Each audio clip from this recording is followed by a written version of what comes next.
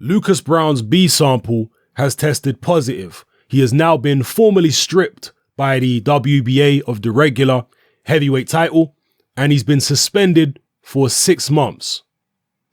Now, this B sample was also from the same tests which were taken a couple of days before the fight, so it's no surprise that the B sample was also tested positive.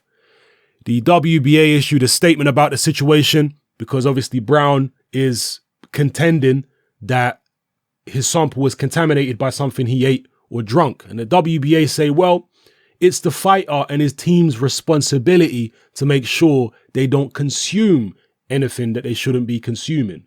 Whether or not it's food that's been spiked or drink that's been spiked, that's their responsibility. So they're just going to have to hold this L. And I guess that's a lesson learned for Lucas Browne. Tyson Fury weren't lying. You know, he weren't being paranoid and silly when he didn't want to take any drink or food when he was over there in Germany after the Klitschko fight. And as soon as this situation had unfolded and happened to Lucas Browne, Tyson Fury was quick to say, see, told you not to drink any of the stuff over there, told you not to drink the water, told you not to eat the food. Can never be too careful.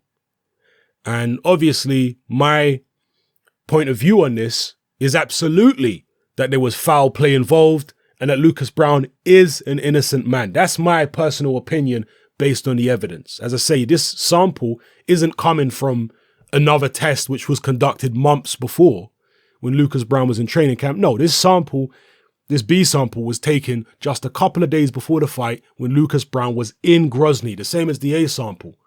So the idea that he would take clenbuterol a couple days before a fight, to me, is totally absurd, particularly when he and his team were the ones who actually organized the VADA testing. So they know they're going to be tested by VADA after the fight, and he's going to take clenbuterol a couple days before the fight. He'd have to be completely insane to do that.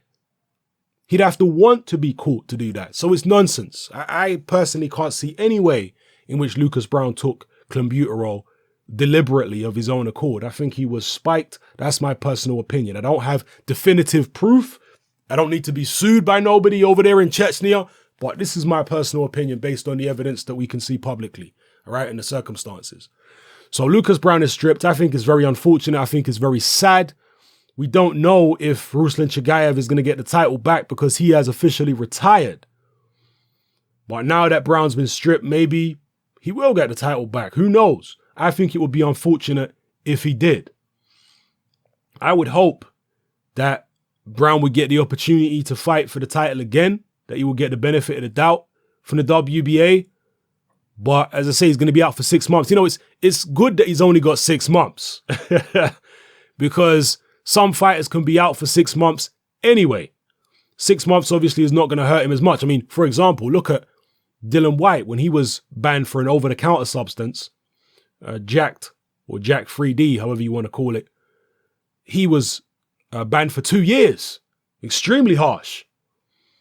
Whereas Lucas Browne here has only got 6 months. I believe when Luis Ortiz got popped for steroids, he only got a very short ban. I think it was about 6 months as well, maybe less. So there isn't consistency in boxing because you're dealing with different governing bodies, different sanctioning organizations and what have you. So the bans are, you know, all over the place. As I say, luckily for Lucas Browne, it's only 6 months. It's not a year. It's not 2 years. And at his age, 6 months is about the maximum you could possibly have out of the ring. So I do kind of feel bad for Lucas Browne, but I guess it's a lesson learned, man. He'll be older and wiser when he comes back, and he'll know going into similar situations, bring your own stuff with you, man, just like the Furies did. Don't eat nothing that's offered to you. Don't drink nothing that's offered to you. Bring all your own stuff with you. Eddie Hearns even talked about this, and I mentioned this in the previous video about Lucas Browne. Eddie Hearns said whenever he goes abroad, his fighters do not consume anything that is not provided by Matchroom. That is a very, very, wise thing to do and a wise policy to have. So, yeah. We'll see how the WBA tournament moves forward now, because I guess Lucas Browne is going to be out of it, at least in the short term. And we'll see what happens. Drop your comments below, people. Let me know what you think about this whole situation. This unfortunate situation. It's your boy Hatman. I'm out.